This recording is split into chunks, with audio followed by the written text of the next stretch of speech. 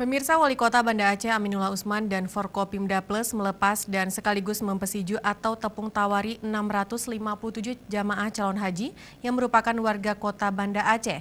600-an lebih jamaah calon haji tersebut dibagi dalam 5 kelompok terbang, yaitu kloter 2, 4, 7, 8, dan kloter 12 yang berangkat haji mulai 23 Juli nanti. Secara simbolis, beberapa jamaah calon haji kota Banda Aceh ditepung tawari wali kota dan beberapa pejabat lainnya di pendopo wali kota Banda Aceh, Plang Padang, Senin siang kemarin. Sekaligus dilepas wali kota Banda Aceh, yang salah satunya adalah wakil wali kota Banda Aceh dan istri yang nantinya akan berangkat ke Tanah Suci akhir bulan Juli ini. 657 calon jemaah haji Kota Gemilang ini terdiri dari 285 laki-laki dan 372 perempuan.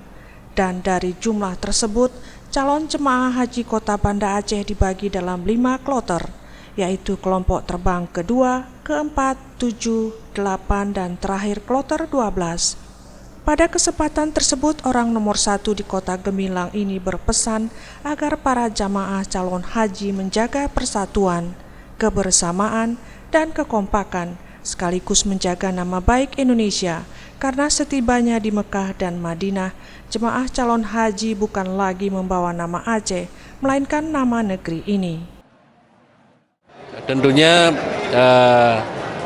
ada beberapa hal yang kita harapkan.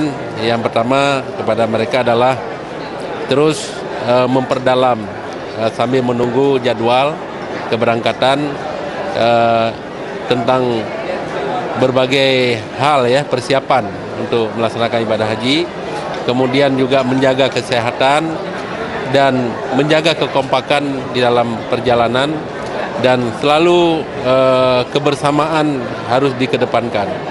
Dan kita harapkan nantinya sekembali mereka menjadi haji yang mabrur.